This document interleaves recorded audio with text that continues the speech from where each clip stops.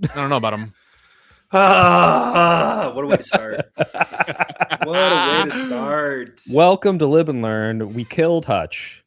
No, Hutch is he not coming today? No, Hutch can make it. has a previous engagement. We didn't rip. murder him. But we have a special guest, Hunter Kozak. Welcome to the pod, Hunter. Hi, thanks for Yo, having what me. up, Hunter? Hello. Hunter, tell us about yourself. If people don't know you, even though everyone does because they watch Channel 5 and also unfortunate recent events, who are you? What do you do? I've got a degree. So I make videos on TikTok and YouTube. I make videos usually centered on philosophy because I've got a degree in philosophy of language and logic. I'm also working on a degree in mathematics, so I usually do like statistical analysis as well on I don't know, a whole range of different issues. Those are my sort of primary focuses, but I usually use them to to peer through politics, even though I don't have a poli-sci degree like probably most people here. I don't know what I know. Pisco's like a lawyer. That's like your that's I have your an econ specialty. degree. I have an econ degree, but Yeah, does it anyone should- here for have a sure. poli-sci degree? I think we're all equally unqualified to talk about politics. Oh, we're I love it. involved. We don't have the degree. We're like Professor Lee. What's his name? Fuck. Press Liang or It's he- a J. is It's that a the J, Holocaust right? denier / Iran war predictor? Well, guy? I just learned that he was a Holocaust denier, but yeah, no, he apparently just has a BA in literature. So should he really be commenting on whether Iran is gonna be invaded or not? I don't know about that. The answer is probably no, but the answer is also we live in a democracy, so we kind of has to. I'm so surprised the that's extent to based. which people have just been having him on podcasts and shows with like zero vetting of like, oh, this guy's fucking insane. It's I don't know who we're talking about. Who's Professor Jang? Liang. It's Liang. He's been on a couple things recently. Majority Report. I want to say like Anna Kasparian show. And this guy, they were having him on. Wait a second. The Anna Kasparian show? I don't know what it's called, man. I don't watch it. Whatever she does with she has a new show? No. Is like, it just the Young Turks? Is that maybe or like the one she does with the grifter Asian woman? I don't know any of these people's names, right? Oh, her take. Wait, what's this person's Maybe, name? yeah. It's Lang what? What's the first name? Lang's the last name. It's like Professor Liang, right? Am I crazy? No, I did. Oh, there's oh. I don't know if you know this about last names, but usually millions of people have them. That's true, especially millions of people in East Asia where they all have like one of the three surnames. I looked up Liang Professor, and probably about 15 people came up because they tend to be fairly well educated. Oh no, I'm gonna get canceled. Oh, it's with the J, or is it an L? They're both spelled in two different ways. So you don't know who we're talking about. I do know what we're talking about. This is a great way to start the podcast.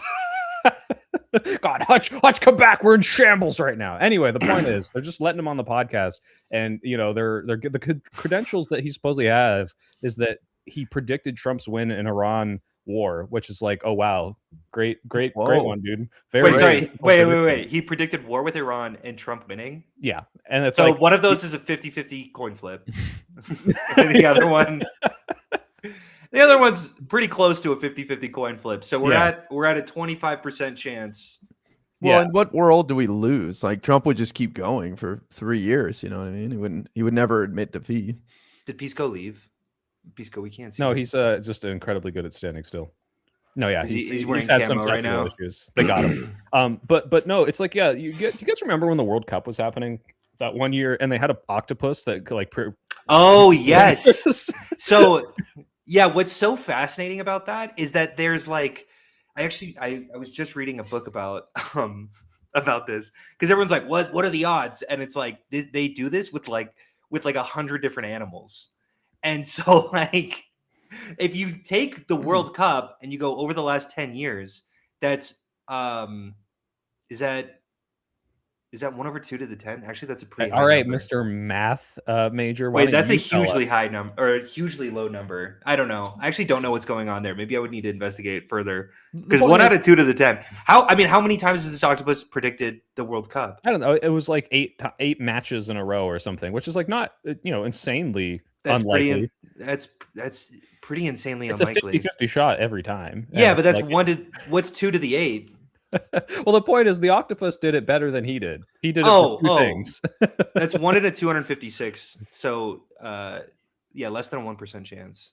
But like, if you get 100 octopuses, you know, or like just animals in general. 100 lit professors who deny the Holocaust in a room, predicting who's going to win the election and whether or not we go to war with Iran. I think you get a fair selection of them that you could have. No. Totally. For that one. Absolutely. Yeah. I'm a little bit curious about the octopus, but yeah, the one where it was like, yeah, I think Trump's going to win. Oh, he does? Let's get this guy everywhere. We got to, holy shit. Who saw this? Yeah, maybe in 2016, I'd give you a little more credit, but. Yeah, dude, it really pissed me. I remember in 2016, I had this obnoxious fucking roommate who was like screaming the whole time that Trump was going to win. And then I was like, no, I don't know. I don't think so, though. Like, it doesn't look like it's super likely. And then he did. And he was like, he wore that like a badge for like a fucking year. And I'm like, you didn't know more than me, though. You just guessed and got it right. Yeah. So sorry about that, guys. Am I back? You are back. Okay, so this is what happened. And he's not lagging. Oh, that's good. Yeah, no. Verizon is having like an issue. It looks like it's on right now, but it might cut out in like a second. If it does, I'm sorry. I think it's okay. Well, first, I wanted to get into Hunter. You have been on the forefront of very contentious topics as per your debate history. We know each other through UFA. You were there during the Charlie incident, last person to talk to him. You talked to Erica Kirk. I wanted to get your view on just the rhetoric, the inflammatory kind of escalation of political partisanship in the past few months, and like how you have personally seen that as someone who has been like one of the main targets of potentially a lot of downstream effects. Sure, that's a super broad question. So the question is, what do I think about the political environment after Charlie got shot? Like, it's just like how has it affected you personally? Not only like how both sides are going against each other, but like how much stuff are you just getting? Like, like, hey, you're a CIA agent. Jesus Christ, you have no idea. I could hold on. I could show you a DM I got today. Right, like it's still going on 6 months from now. Hold on, let me pull a current. Let me read this verbatim. Wait, like you're getting death threats and stuff? Yeah, here we go. You fucking disinformation agent. I know what the fuck is going on. We all know you're in on it. They caught you practicing your reaction minutes before Kirk even came out to speak. You will rot in hell for eternity. Fucking sell out human waste of oxygen. I got that today. So you can imagine that like 6 months later, like if I'm still getting those today,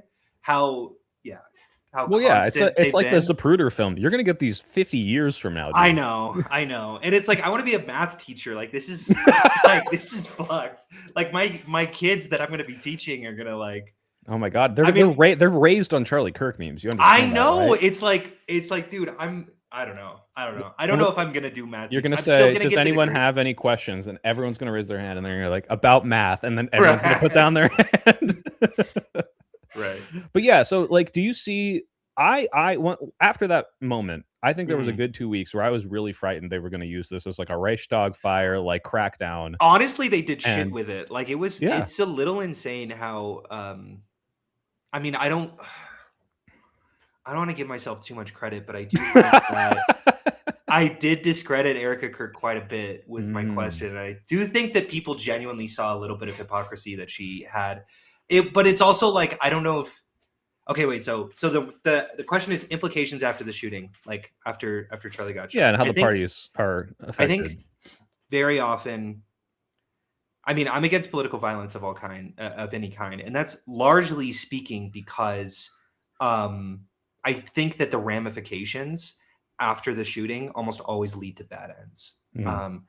And I think it was there have definitely been some serious bad things that happen afterward.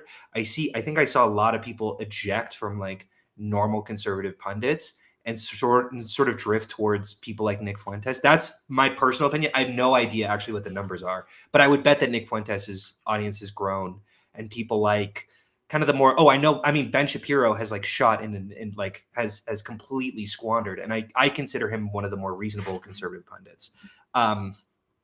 And so, yeah, I don't know. I think that's very worrisome because you can see extremism grow within a party. But I also think that the Republican Party has largely failed to really capitalize on the event at all.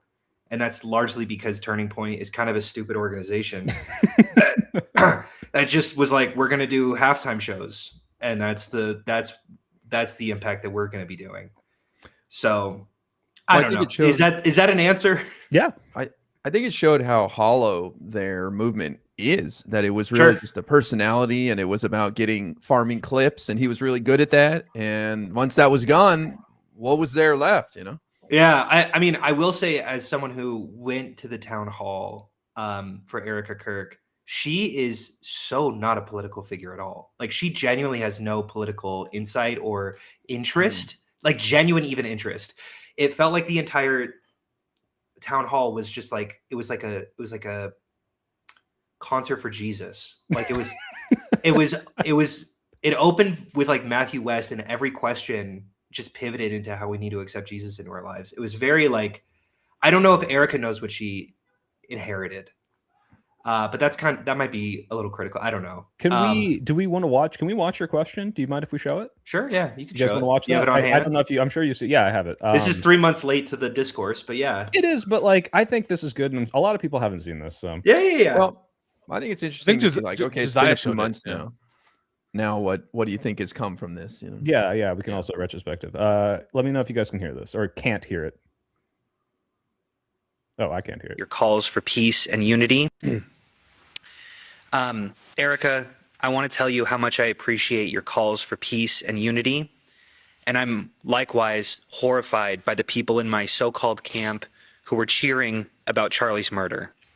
I believe that they stoke the flames of violence. Oh my God. Did you see this live? This face? Honestly, I was really trying to just like lock get your the fuck question up. in. Yeah. And like, because I also knew that I was going to be like, there's a very strong likelihood that my face was going to be plastered almost everywhere. So I'm like, I cannot, if I crack a grin, I'm going to be on Fox News. Oh, you would have. Not that like I wanted to, not that I found it funny genuinely, but it was just like, dude, if I there's a weird sort of internal reflection that you have to have where it's like, even though I know I find this very serious, if my face doesn't show that it's serious, then it's like all of this is for naught. So you're under a lot of scrutiny and pressure. I got yeah. So I was. This would have caused me to stutter. Really. This would have caused me to genuinely question if I like hurts. I don't remember her looking at me. I don't know. I don't think I looked at her like at all. Good choice. All right, hold on. Let's keep going. Yeah. Oh, why does it do that? People on either side of the aisle stoke influential people. Even worse is when powerful, influential people on either side of the aisle stoke the flames. When they do it, the flames can become an inferno. And this leads me to Donald Trump, the most powerful and influential person on earth, who has more responsibility than anyone else to put the flames out. Just last month, President Trump called on 6 Democratic lawmakers to be tried for sedition, which he clarified was punishable by death. He then reposted a simple message: hang them. I think that you've been making strides to bring peace to our country, and that turning point has been asking Democrats to decry the individuals who cheer for violence. I have and will continue to decry them. But any good faith effort to stop political violence must hold both parties to the same standard and expectation. So in that spirit, will you condemn the violent rhetoric of Donald Trump, the most powerful and influential person on earth? Yikes. I appreciate your question. I think I'm going to pause here and just say my one criticism of that perfectly worded question. Yeah. It's too long because you gave her. You could see the calculation in her brain where she's no, but like genuinely, then she doesn't have an excuse of like, you know what how I'm bad saying? this answer. Yeah, that's fair. Let's watch the answer. Oh my God, why does it do that? Ever say, yeah, you know my heart. Why would I ever say, yes, go murder people? This is so much deeper than just one. I understand your sentiment. I do. But this is also so much deeper than just one person.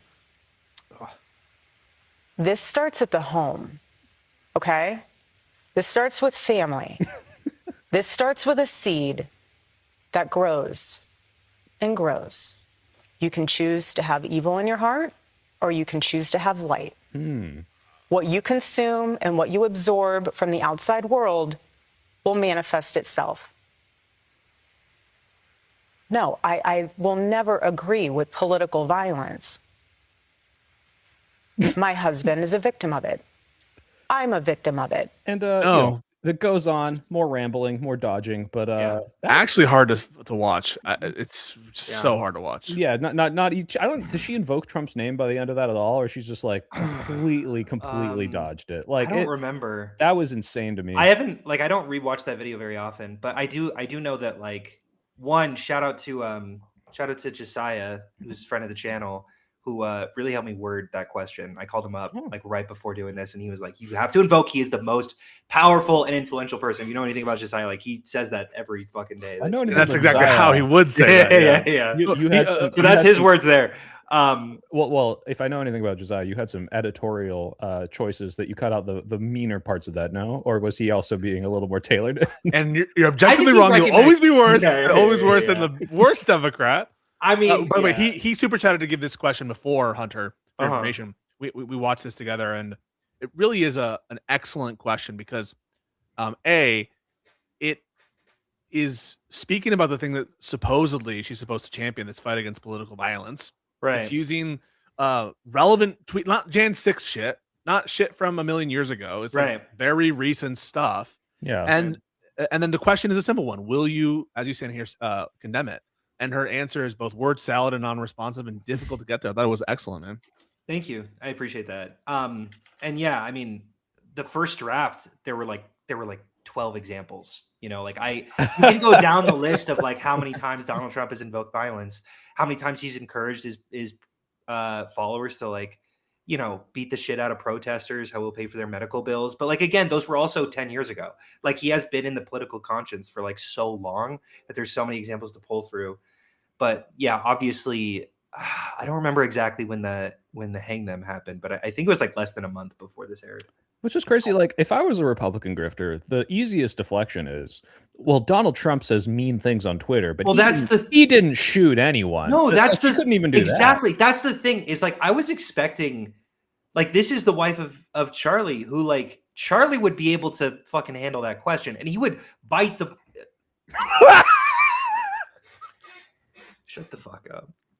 He would. It's not the worst, Hunter. It's not the worst because Nicki Minaj was on stage with Erica, and went on stage with Erica. She's like talking up Trump, and she goes, "And you know I love the assassin." Pauses. JD Vance, our vice president, and then like just pauses for like a minute. Right. So don't worry. Yeah, Charlie was someone who would. Hold on, let me define this phrase. Decide to do something difficult or unpleasant that one has been putting off or hesitating over. There's probably a phrase there that I'm not gonna say because that's anyway. It kind of gets to the point about the dwindling effect of Turning Point and the lack of them using it as a Reichstag fire moment or whatever. They don't have a principled position against political violence. Right. And I think that part of the reason why all of their cries are so hollow is because no one actually like believes that this is a sincere position they have when they're, you know, doing jokes on Paul Pelosi, doing jokes on political violence and lying about it with respect to the murder of, now I'm forgetting her name, Melissa Hortman. I think that's right. Yeah, Melissa Hortman. Yeah, but there was also like Josh Shapiro's house got burned down like very recently. There was right. Like Targeted. There was like a really good example that I had cited, and I didn't even know if there was going to be like if there was going to be a debate sort of where I could give a response back. Turns out I couldn't, and I wasn't able to give a response back. But like Cesar Soyak was a Trump supporter who mailed like 16 pipe bombs to Trump opponents, including journalists and politicians. And when found out about it, Trump said that like he's not to blame, that he doesn't care about what happened. And like, sure, it was a while ago. It was like, I don't know, 7 years ago. I have no idea. I don't remember off the top of my head. But like that, like I said, like even if you go, okay, well, Trump isn't someone who kills someone. It's like, okay, but what does he say about people who do like right? And that's the standard they want to apply to Democrats, because what they were trying to do is say, well, because you say Trump is a fascist, because you say that will naturally lead one to go do these kinds of perverse acts, these kind of obviously there's only one politician who's ever called Trump Hitler. And that's JD Vance. JD, and there's fucking if like we can swear it here, right? Yeah. Yeah, like Donald Trump calls Democrats fascists all the time. Yes, all the time. And I agree that it's a little bit less consistent rhetoric of his base. It's more consistent rhetoric of the left. But like Donald Trump still says it constantly. And communism, and you have to take their worldview, right? Like their worldview, they call communists, this is Jack Posobiec's, unhumans. They think that being communist is worse than being fascist. And that Zoran is implementing like Sharia law into New York. So it's like for them, relative to them, communism is one of those labels, and they use it all the time. Right. Well, she dodged your question too. That this bullshit is just one person. No, he's not. He's the president of the United States, as you laid out. Like he's not just some random dude. Yeah, and that's true. Also, by the way, of anyone who is going to accuse the celebrators, and again, I condemn the celebration. I don't think it's right. I mean, I'm sure it's traumatizing for you too, having been there. I don't know. There was, and I've seen some sick fucks, even at my own school. So I go to UVU, right? Like every single day I walk past that courtyard. Like it is very hard. And there are a few students that I do know, pretty left-wing students who are part of like counter protests or like civil. There's this guy who's like, whatever. I'm not going to out any specific people, but like I know people on campus who are cheering for that happening, and that it really grossed me out. Really fucking like made me like. There's a sickening aspect of that like those are people on my side, and I don't want to just ignore that issue. You know, no, you can't. I'm happy to decry.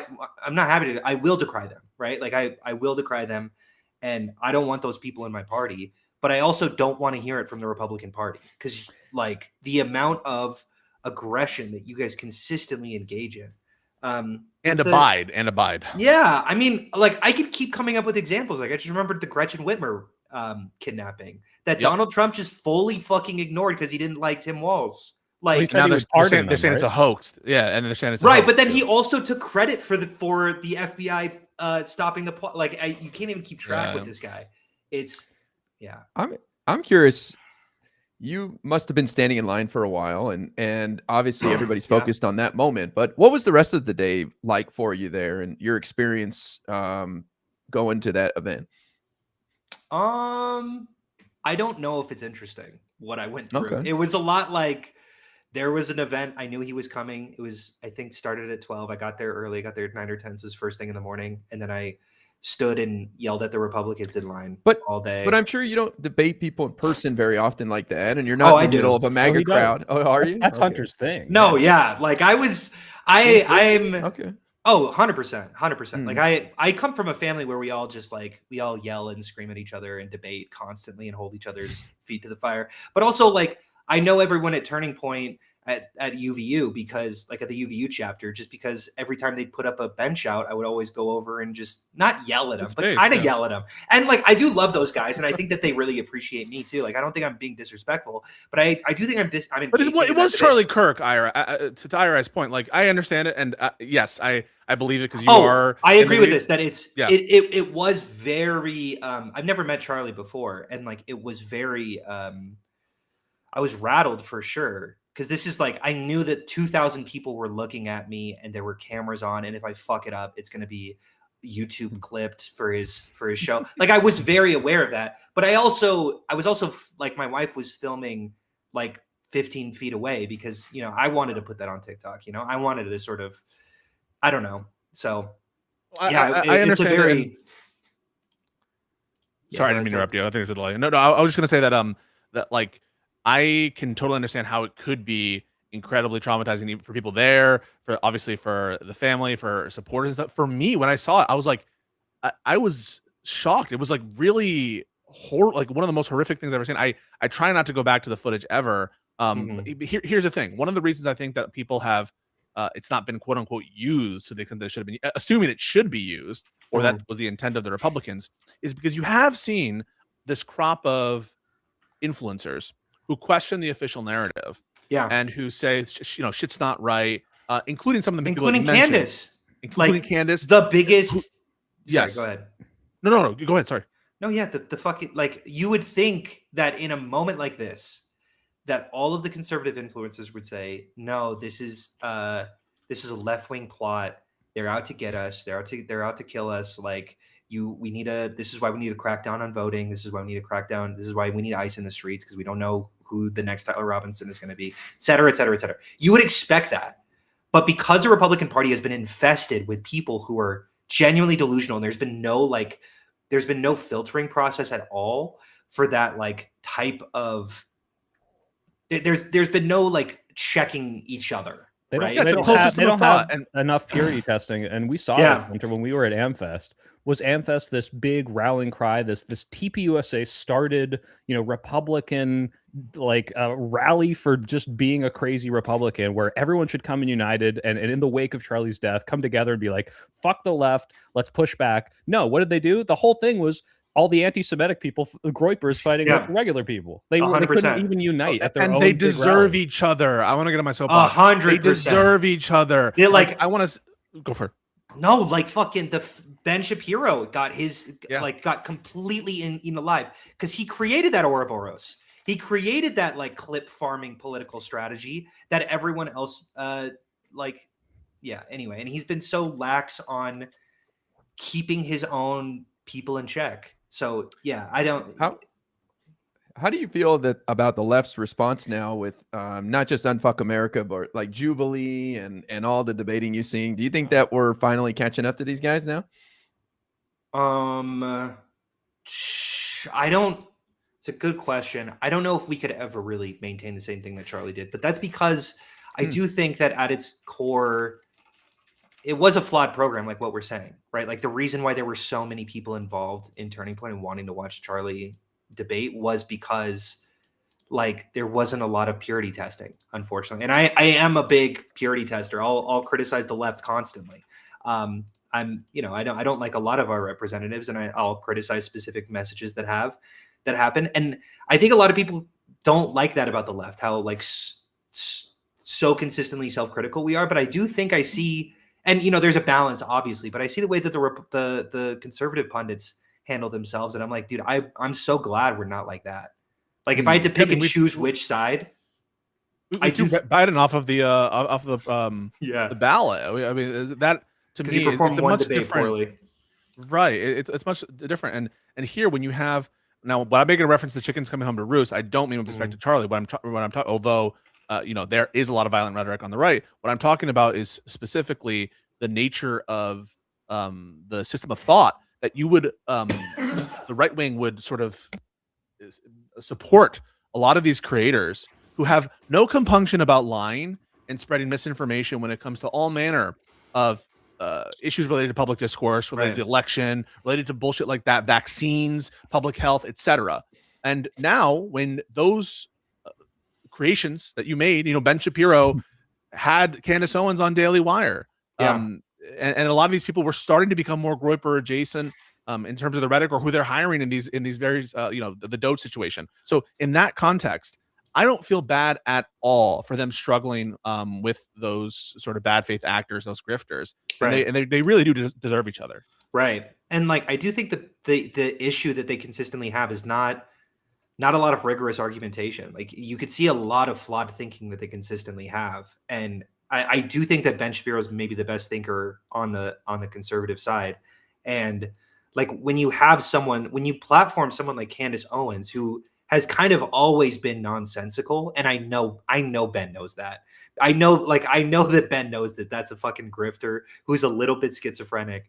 And when he platforms someone like that, yeah, chickens come home to roost. Like your entire movement gets completely derailed when they need but he wants to capitalize on shit on black people, shit on poor people, shit on gay people, and then she crossed the hidden barrier of, oh wait, she can shit on Jews too. She can turn this bigotry towards me. No, oh God, sure. Get out of my party. I didn't realize this could possibly backfire. Right. And now he's reaping the the rewards. He's reaping the consequences of that. And you see his views are plummeting, hers are skyrocketing. It's like, yeah, they were amplified off of you. Like their success and is a leech on your entire model, because it turns out crazy delusional conspiracy theories about, I don't know, Macron's wife being trans are going to sell better than even your already pretty inflamed, right-wing takes.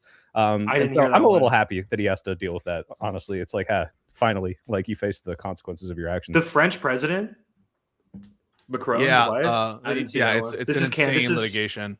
Yep. Oh, really? They're being sued now in Delaware state court. It's an insane fact. The allegations are crazy. You know that phrase, "They made 1,000 Charlie Kirks today"? You know that phrase, right? Yeah, And yeah. there's this big meme about like how Charlie, we're gonna have a bunch of people like Charlie. I don't think that that's what the death of Charlie Kirk has caused. I think it's gonna create a lot of gripers.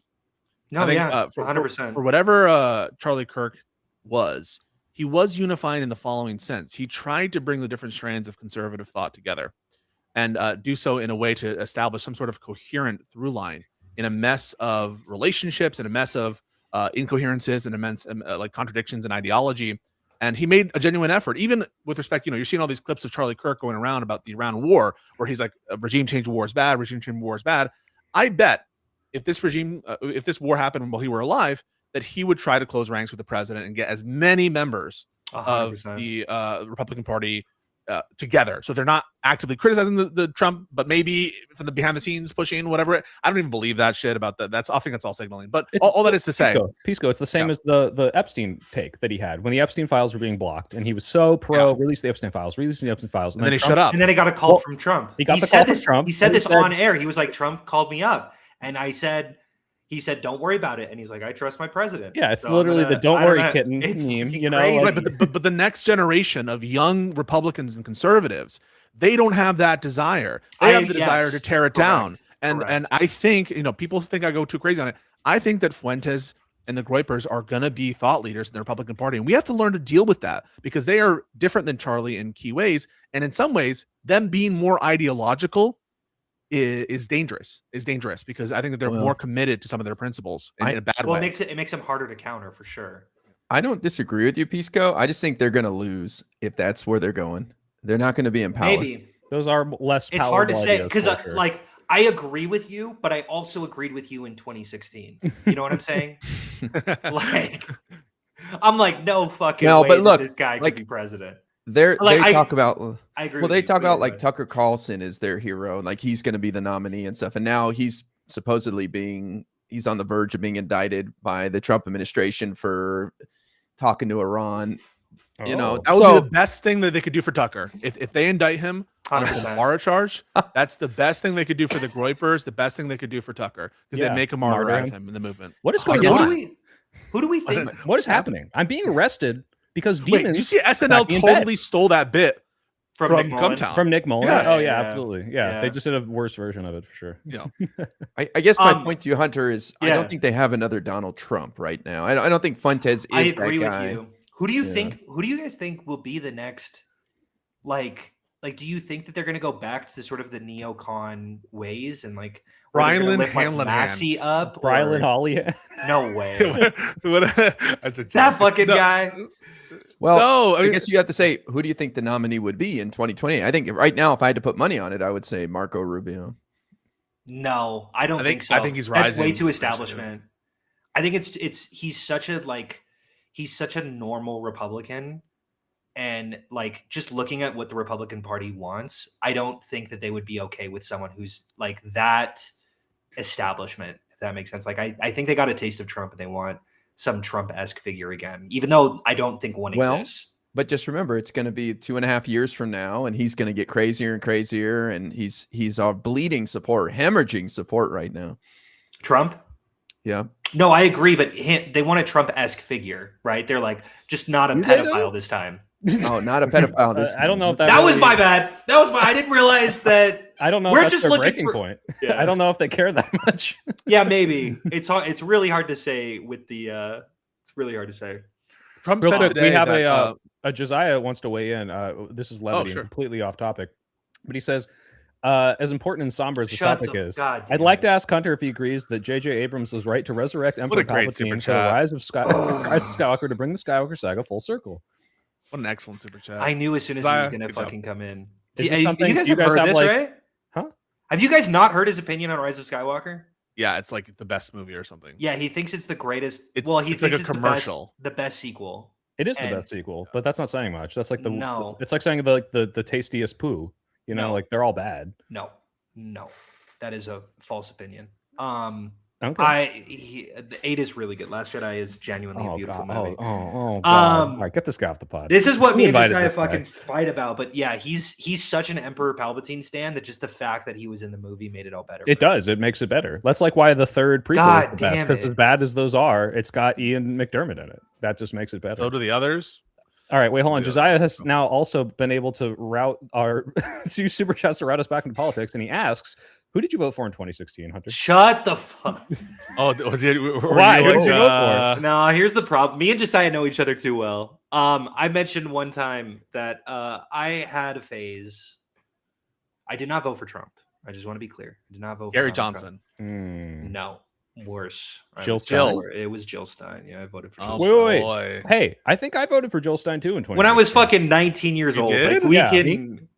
I think Wait, I was, maybe I was, 20. Someone said you were a socialist. Do you identify as a socialist, Soypil? no. I think But- I probably call myself a socialist when I was like 20. Only insofar as you can apply that to like the way that Europeans call themselves socialists, Right, and- it's which always is, like- which is just a dem sock or a sock dem, excuse me, which is like not. All a socialist. right. But to be clear, this was like my first election, super Bernie bro, and I was like, okay, I'm in California. Maybe we can get the Green Party to like a 5% margin or something. I also That was like my justification behind it, and I wish I knew what I knew now about Jill Stein and just how crazy she is. Yeah, I will say, just to defend myself and to defend Soypil over here, neither of us were in swing states. So, and I do think That's I the cope. remember That's the ultimate making cope. maybe. And I still regret my vote. I'm just saying, like, I didn't cost it. Yeah, There's no, I nothing I regret my did. vote too. I'll come out and say I wish I knew about vote trading at the time. I wish I had a platform at the time so I could have like told more people to vote for Hillary. Like, yeah. But let me ask you, let me ask the Jill Stein voters, what do you think led you down that path that you can see now that you would advise people, hey man, be Good careful question. here? That's it. Yeah. Yeah. Go ahead. No, you. Oh well, I'll go first. So basically, my thought at the time was like Bernie was like the first politician who really was saying the things that I'd been thinking since I even like knew what politics were. He was talking about distribution of wealth, where like I would see all this like poor people, rich people in the area I'm in, and I'm like, there's some way to fix this. And I feel like resources aren't allocated as best they could. Maybe we could tax people more. Maybe we should care about the environment more. And he really spoke to me, and I was like, okay, awesome. I'm excited for the first time about politics. I'm young. Let's go. I'm donating to his campaign. I'm going to rallies. And then he lost. And, people were able to pick up, even Donald Trump was on this like anti-establishment, and it's overheated on this. Okay, he's done. He was just bragging about how he just bought a new camera and it was such a good camera. And He needs a dummy battery. You need a dummy battery, bro. Hey, look, I'm still going to speak. All right. I'm just not going to. Oh, okay. Passionately am. Anyway, the point is that the anti-establishment rhetoric was flowing, all right, and I wasn't like fully on board with like a Donald Trump presidency, but I was like, look, Hillary, is going to win California regardless, and I just felt, well, maybe I shouldn't, give my vote to her, as it won't change the California, election, but maybe I can get some like third party or like start promoting the steps towards a third option. And looking back on that now, I realized not only is Jill Stein insane, but how kind of fruitless that is. In terms of one, that third party option is never going to go forward, but two, that I've bought into this anti-establishment rhetoric, allowing me to hate a candidate that, for all intents and purposes, would actually have been really fucking good.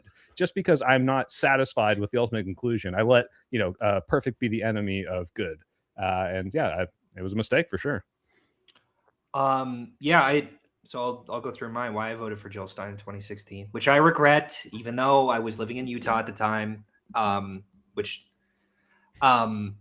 So I had a bunch of roommates. What? You shouldn't regret it. I want to say that. You can say whatever you want, but I don't think you should feel bad. We all did things when we were younger, when we knew less or whatever. You know what I mean? Sure. I get sure. I agree with you. I'm not up at night screaming like what? I don't.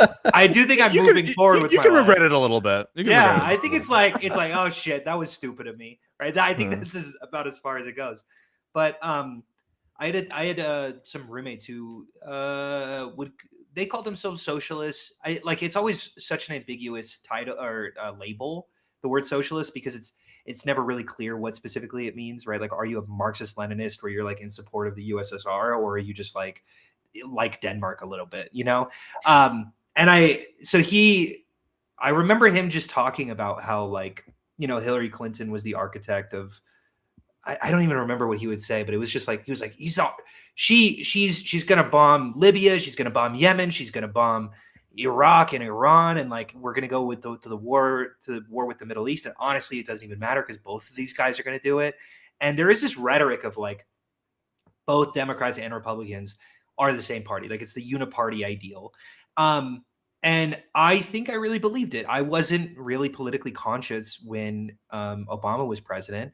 and I wasn't really aware of what was going on. This was the first election I was ever old enough to vote for, and so I was like, okay, shit, like I've heard this from like he wasn't the first person to say this.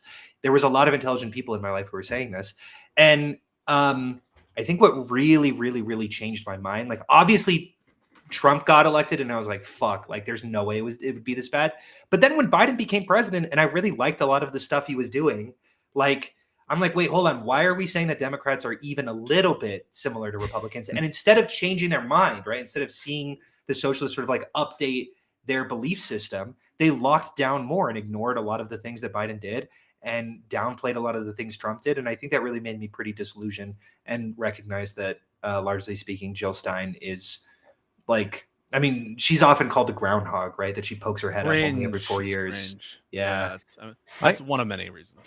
I Sure. appreciate you guys sharing that because I'm seeing a lot of Trump supporters now starting to get off the Trump train, you know, and I think 3 years from now, we're gonna have a lot of people who say, I never was that into Trump or whatever. And it's like, I don't really want to hear people say sorry, whatever. I want to hear, how do we avoid that happening again Sure. in the future kind of thing. You know? That's super fair. Yeah, it's good to compliment and not shame people for saying, "Hey, I've learned and changed my mind." Sure. To be like, "Hey, you idiot, you voted for Jill Stein," and not, "Oh, it's good that you saw the error of your ways." So you're like, "Hey, you used to vote for Trump. Well, I'm glad you come over. How can we prevent this again?" That's really good, like way IRI to, rectify and move forward, not rub it in their face. And just to be clear, I do think that they would deserve to get it rubbed in their face, but I also don't think it's effective. Right. Yeah, well, and if we care about changing people's minds, we shouldn't be doing it. Like it's a very outcome oriented approach because moralistically speaking, these people should not poke their head out when it comes to politics, maybe ever again in their lives. But that's not the way a democracy works, right? Like we have to appeal to everyone. We have to be a Big Ten party and work with the people who voted for Trump as well. So, I'm a little sold on bullying. I hear it.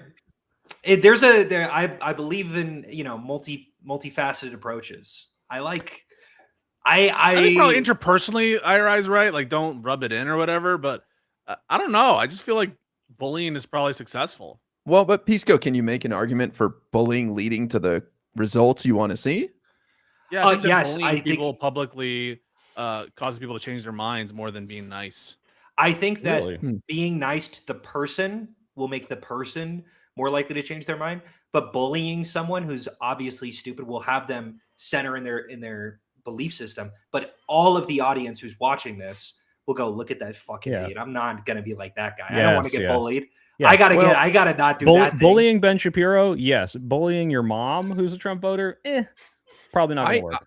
I would go. agree. I'll go a little further. I'd say bullying the movement, I think, is worth it too. Like calling out, just look how cringe and how ridiculous this whole movement is. I hear the concern, Ira, because like it's always a tough look to be like criticizing voters because you look like a sore loser. Even though voters are at fault. I think American people, like I Yes. blame Supreme Court for a lot of this. I blame the Republican Party. I blame some of Biden's decision making, but I blame American people too. And it's not usually kosher to go after the people. So I understand that. I think that's like a fine line to walk interpersonally and with respect to being too critical of like voters and stuff. I hear you on that, but I do think that there's some. Again, I'm not an expert sociologist or whatever. I think there's some empirical evidence that bullying is a good tactic to change people's minds, but I might be wrong about that. I do think it's the spectators' minds. It's not the person you're bullying. Sure. I would bet. I don't know, but speaking as Give me all your lunch money. See, I think that bullying strategically, I do resonate with this because I do think that you can bully someone for their thoughts while still like, if you have that rapport with someone, like sometimes you get in a debate with someone who's like so aggressively conservative and so obnoxious, and you will like I have this guy who I just like, there's a little bit of mocking element to this. And I do this with my friends, right? Like I mock my friends for stupid shit that they do. And I do think that like, there are some people who resonate with, when you're straight up with them and you're like, no, this sucks ass. And you're kind of stupid for thinking that. And they're like, whoa, thank you for telling it to me straight. But there are some people who are so egotistical that blocks them. So multifaceted approach, probably. I don't know, but don't be violent. Has this whole experience changed how you approach politics in any way, Hunter? No, genuinely no. And I think that is I talked about this with my brother as well, who was my brother was in a school shooting 6 years ago, and he he didn't change his opinion on guns. Yeah, he's like he saw a bunch of it reminds me of this I don't know, I think you're still you after a traumatic incident or something. Like you're still, if you came to your situation from like rational points of view and through like a genuine amount of thought, I don't think that like incidents like this will shake you off of that. Like I think that I'm more horrified, but those are like emotional states. I don't think any of my like beliefs have been affected even a little bit. Wait, so your brother was pro-gun, and then he's still pro-gun? Yeah, low-key, he saw the shooting happen, and we lived in a pretty, actually kind of conservative part of California, and he was describing like fucking police officers who were just like dads at the school, just like come in with like flip-flops and like grab their AR-15 from the back of their truck and like come in, and he's like, that's my fucking hero. I'm so fucking glad those people exist. If that makes sense. Like there is a duality to this that he didn't lose. And then my dad, who's very like, he's a very like classic Democrat. He became more anti-gun, but he was anti-gun to begin with. You know, I don't know how much these incidences really shake who you are as a person. Yeah, but I don't know. I don't want to speak for, you know. I agree. I think if Charlie had made it, I don't think he would have changed his stance on guns. I don't think anything that he said about guns prior is contradictory to saying like, hey, there are bad actors that have them, which is why I thought it was so silly. People would bring up that quote. It's ironic. Like, it's ironic. Yeah, it's ironic for the guy who said that, you know, some gun deaths must be acceptable if we want to have guns. But right. It's like, do you not think he knew that? Yeah, that there was going to be that risk every time he showed his face in public. Yeah, after saying the things that he said. Yeah, not that he deserves it, but like he was certainly conscious of that being a reality. Yeah, that was his position, and knowing that could happen to a small number of people, because it is a small number of gun deaths, as high as it is, and it shouldn't be as high as it is. It is not a super high number, and some people view that as acceptable. A school shooting might not change your mind about that. No, yeah, and my brother is a testament to that, and it is a very interesting. I don't know. I think everyone. One of the weird things happening. I get approached by a lot of conspiracy theorists, and they're like, "If I were you, I would be doing everything I want to know, like what specifically happened at that event." I'm like, "Yeah, but you're not me. Like you just fail at empathy. Like I know that if you were there, you would spend your entire life doing like like how some people have like models of the JFK, like the grassy knoll and everything. Like they would get so in the weeds, but I'm not that person. I've never been a conspiracy theorist. I've actually kind of always hated them. And like, I don't think that being at the center of it, I mean, in fact, it's polarized me in the opposite way, because I've seen people make shit up about me. I've seen people go into ChatGPT, why did Hunter Kozak do it? And then it goes, it gives like 10 reasons as to why it did it, and 9 of them are false. Wow. Well, what's the 10th number one reason? The 10th reason. Yeah, I don't know. It like hallucinates. Yeah. Anyway, I mean, obviously, like it's like hallucinating. Maybe we can transition into the news, guys. Did you know that Netanyahu is AI?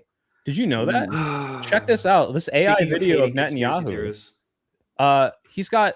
This is weird. 5 fingers. Is that strange to anyone? That's so crazy. Isn't that crazy that he has 5 fingers? Is that a real picture though? This is a real photo from, and so this must be fake, right? Because do any of the conspiracy theorists ever consider the implication of like what it would mean if someone why would they even do that to begin with? Like obviously at some point he's gonna have to pick up the phone and call someone. Yeah. Or like go in front of a camera.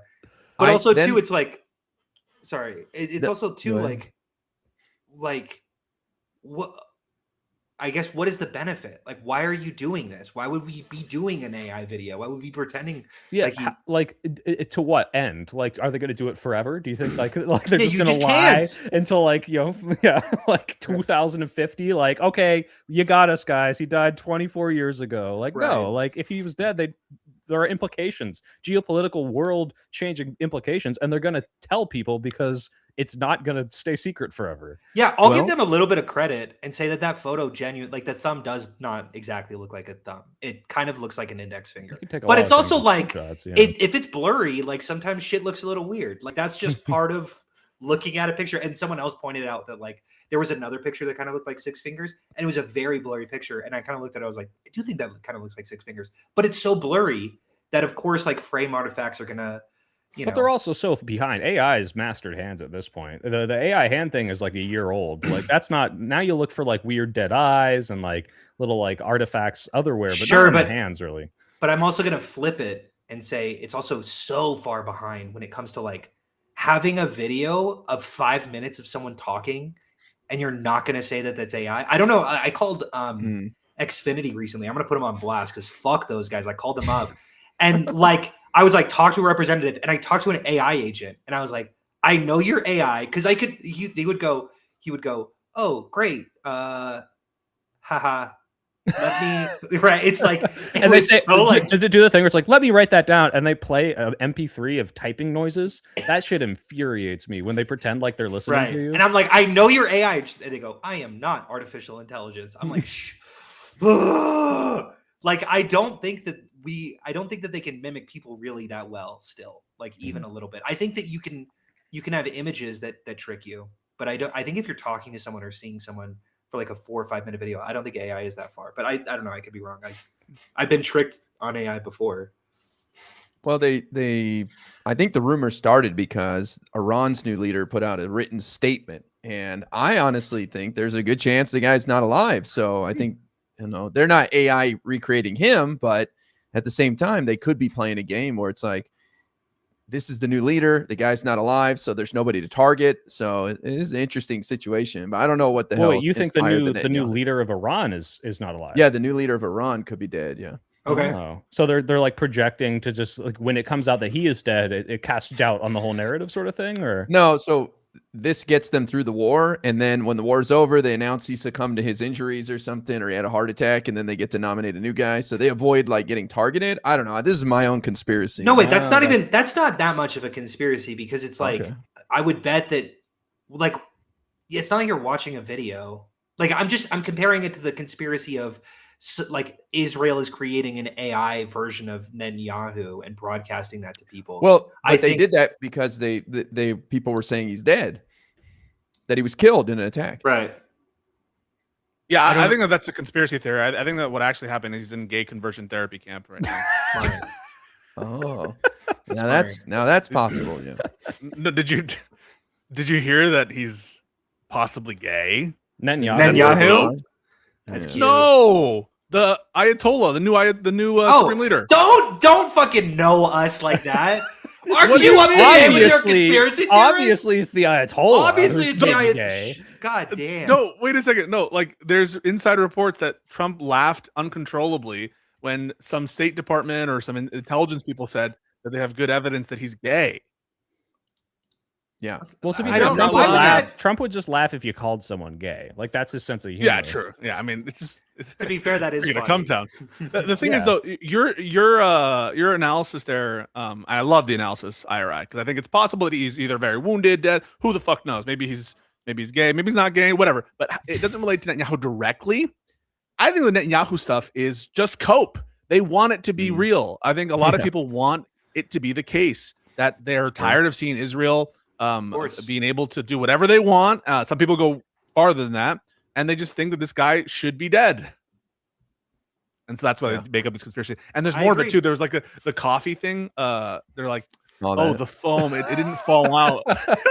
Yeah, so the surface tension couldn't possibly hold together the tip of coffee. Like spoken as someone who has never drinking a coffee or like a cup of water and tilted it a little. Like, do you know listen, what cohesion it actually is very. Like, I think that these are very comforting ideas for whatever reason. Like I agree. Even the notion of Charlie Kirk being assassinated by a broader conspiracy. These are comforting notions for people. They're security blankets. The notion that it could just be like a kid, a guy who was either crazy or is a lone shooter. That's like a very scary thought for all of these influencers, let alone people, that it could be capricious, random. I think it's a comfort for them. They want to believe. They want to, and they also control. It's, hey, if I know who's conspiring against me? It's the state of Israel, and if I disobey them, then they'll come after me. Well, I just have to follow certain rules and navigate the Illuminati deep state a certain way, and I'll understand how everything's working. And not this could happen to anyone at any time because anyone can have access to a gun in this state. Yes, you can be gay too. I will also throw out. I'll throw out like I'm a pretty rabid like murder mystery. And I've got like a murder mystery fan, and like I have a book club over, and like we like read between the lines, and we like have cork boards and stuff, and have like documents that we share with each other. It's a very fun experience to work out this puzzle, right? I think that people also kind of enjoy just the puzzle aspect to it, and there is a reality, just someone who's been at the center of so many conspiracy theories. I also think that people don't even consider this is like real life. Like I had there was this guy who made like 15 YouTube videos that were like labeled Hunter Kozak is the shooter or something. Like, and it was just like fucking like 100,000 views. Like it was crazy. And I would get like these mass amounts of DMs when it happened. And I'd finally like after like 2-3 months of it, I finally like I'm like, I need to get this guy's number, and I like reach out to like a whole bunch of people I know, and eventually I get the guy's number. After him. Yeah, and I call him up. You know a lot of people like that you have connections. Yeah, true. I hit up Netanyahu, and he's like, "All right, let me get the Mossad agent that's covering this guy." And I hit him up, and I call him, and I'm like, "Hey, this is Hunter Kozak," and he fucking like you could hear this like jump, and I think that like I'm like, yeah, dude, I feel like the amount of death threats I've been getting is a little bit much, and I just wanted to reach out. And he was like, "You've been getting death threats?" I'm like, "You've been telling millions of people that I killed this guy." Like, I was like, "What the fuck are you for?" And I there was another conspiracy theorist that I've been talking to recently, and I sent her like all these DMs I've been getting, and she's like, "Holy shit, I don't think I want to do this anymore." Like, I do think that like people don't recognize how rabid people can get about this. Yeah, you're like a TV character. You're like they're solving the Law and Order episode, and you're like, "Hey, I'm a real person, and this has implications on my life." And you're like, "What?" My brother went to prom with someone, and she was also at the event. And to the conspiracy theorists, that's a fucking holy shit. There's two people, and they kind of know each other. I've never even met this girl, but there was this Instagram page that was just like 10 fucking pages of just like, here's where she was at this specific moment, and here's who she talked to, and then she reached out to news reporters here, and they interviewed her here, and here's how she knew my younger brother, and here's how they're all connected. And she was like it was like she mentioned in the comments like, "Hey, you guys, back off, this is psycho." And they're like, "We're just asking questions." What you well, you can't just ask questions anymore. Well, why did it happen on a Jewish holiday? Yeah. Did it? Well, hey. No. I just don't. Have 8 billion holidays. Yes, and you know when they did it on the commemoration of this or this, like it's always. I don't know if you guys saw their day. I'm so familiar with the conspiracy theories regarding Charlie Kirk just because I've been at the fucking center of them, and sometimes I'll watch videos just to see when I come up. People have pointed out that the fucking courtyard apparently looks like a menorah, which is why they think it's Israel. Yes. It's like. Oh man, like it's fucking like okay. What do we do? All right. Well, so in 1950, during the founding of the school, we have to plan 70 years ahead for a coming influencer who has yet to be born in the next 30 years, and we have to leave clues that like will show like who. Like it's so insane to me. What's crazy to me? Like, why would they even do that? Why would you leave that? That's like so many conspiracy theories. Like there's 2 degrees of why before you're just like, I have no good explanation for this.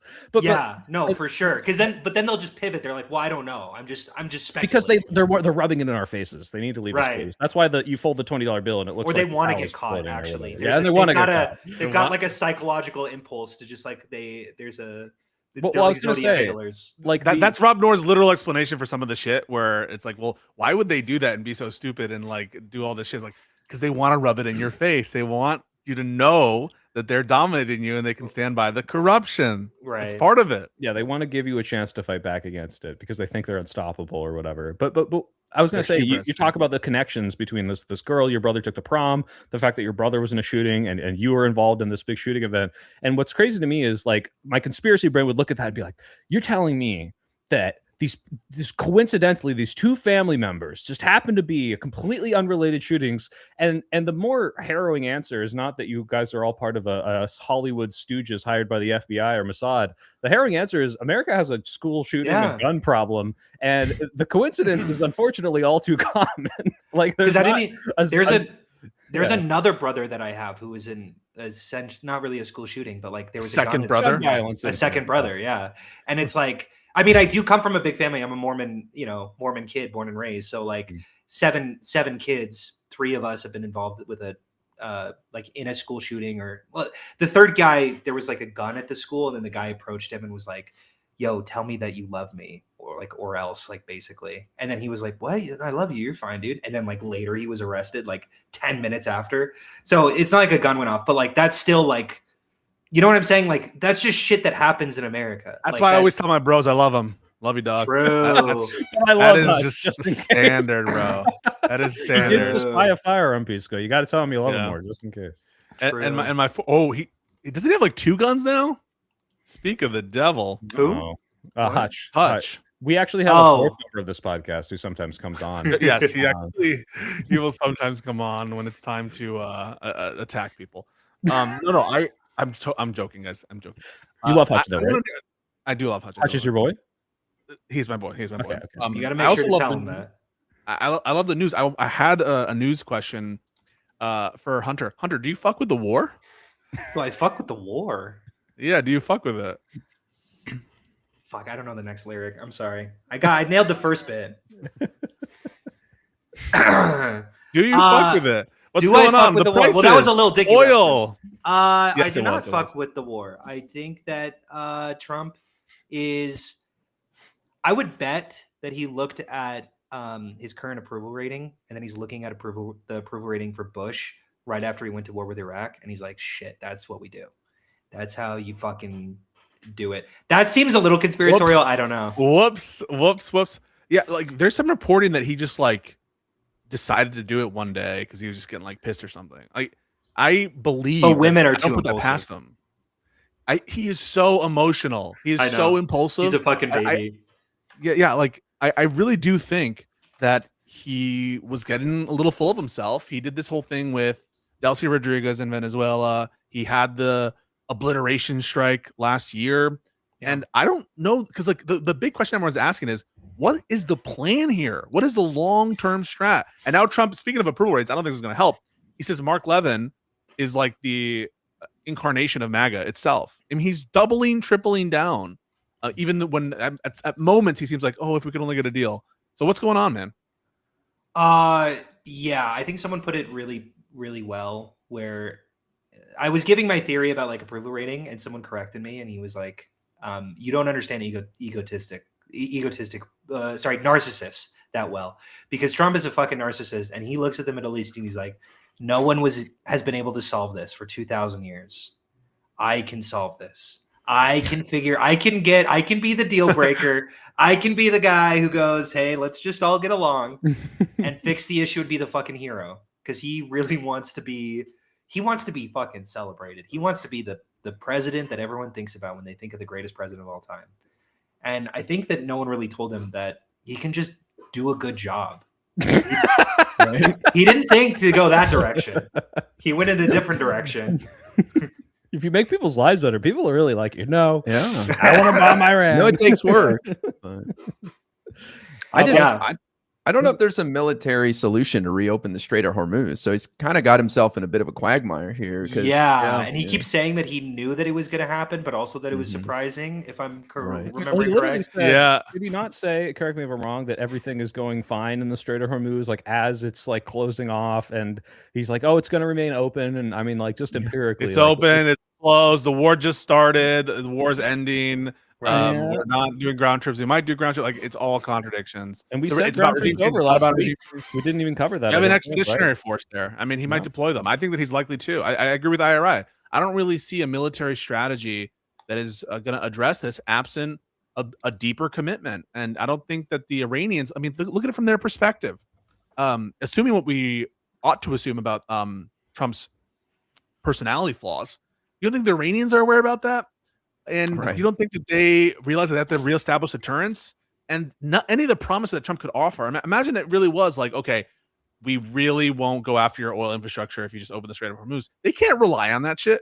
No one can rely on that. They have to establish deterrence. And I think them doubling down on Khamenei's son when he was not favored allegedly by the late supreme leader shows that they want to have more hardliners. And the people, obviously, even if they're against the regime at base, they're going to rally against the invader killing their children. Yeah. Right.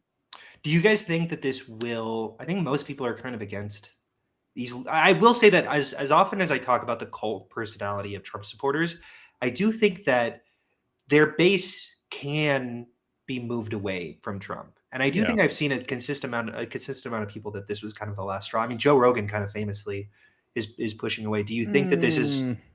Joe Rogan's a lint roller, man. I agree. Wait, hold on. The last person. As soon I'm not as, fucking. Look, he can say all he wants about Trump. Trump is, totally went back on his word. He's deporting people in ways that don't make sense, and he's starting all these wars. And then you put a trans person in front of him, and he's like, "Whoa, actually, this is the #1 election topic. We need to stop this." This is So I fully agree, but I also think that means that it's a weight. It's like pros and cons that he's constantly weighing in his head. Oh, it's sure. like, I want to support this guy who's gonna start World War III? Well, he also is dealing with the trans people, so it's like, fuck. I don't really know. I'm gonna figure this one out.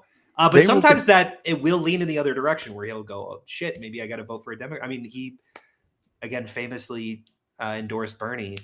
I don't think he's that ideologically fixed. I think he's stupid, but I don't think he's an ideological agent. Trump is going to hold on to that support until there's an alternative. And voting for a Democrat right now, it's not satisfying that urge, what they're missing. So I think maybe as we get closer to 2028, somebody can step up and kind of appeal more to them, like saying, I'll release the full Epstein files, unredacted. You can trust me. Stuff like that. This time we won't pull the football away, Charlie Brown.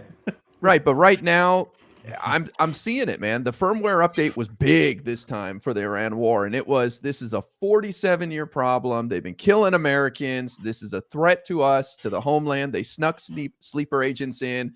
They're going to kill us. We got to do this. So I think even if you lose 100 soldiers a week, these guys would hold on for dear life. Yeah. Well, actually, you bring up an interesting point. I forgot about this. Trump saying there are sleeper agents that came across the border thanks to the open border or whatever. And we know where most of them are. And the idea we're watching them, he said. Yeah, we're watching them. We're observing. The idea that we've done this mass deportation campaign against, potentially some of them are violent criminals, but a lot of people that probably don't deserve this.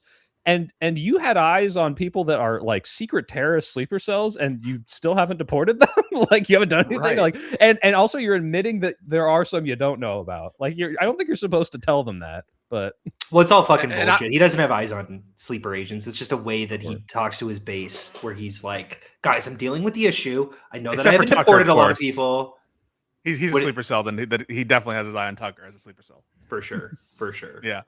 IRI, I thought you made a really great point, which was these people are going to stick with Trump. They're not ideologically consistent, and that is why my clip of the day, my beef of the day, I just put it in the private chat here, Mr. Soypill. Oh, is it? There are a lot of people who recognize this. There are a lot of people who recognize this reality. Now, some of them go, hey, you know what? Oh my God. Are on this panel, and some of them are on Breaking Points. But one person crucially does not know this, and that's our good friend Cenk Uygur. Would you play the clip, please? All right, Cenk, the most level-headed Democrat who's never said anything stupid. Let's go. Should go, hey, you know what? Cut Medicare and Medicaid first. Don't worry about the Pentagon. Don't worry about the conflicts of interest. Don't worry about cutting the Pentagon. Cut the best parts of the budget first. No. I guess where you and I disagree is I just do not believe that they actually are serious about any positive I don't believe they're going to cut the Pentagon, period. And so that I think that may be partly why I come down in a different place, but also my position really is that with this particular project, because it is so pernicious to just give carte blanche to a group of billionaires with massive conflicts of interest, like some of the largest conflicts of interest you can imagine, I think to me the most important approach to that is just to oppose it. But I understand where I get where you're coming from, Ted. Can I want to address something to this? Can I? Sure. Is this my camera here? Okay, yeah. So right-wing populists, it is now your job to prove Crystal wrong. Go out and do it, y'all. So she doesn't believe you. And by the way, almost no one on the left, other than me and Anna, believe you guys that you actually want to cut the Pentagon and that you could pressure Elon Musk and Donald Trump to cut the Pentagon.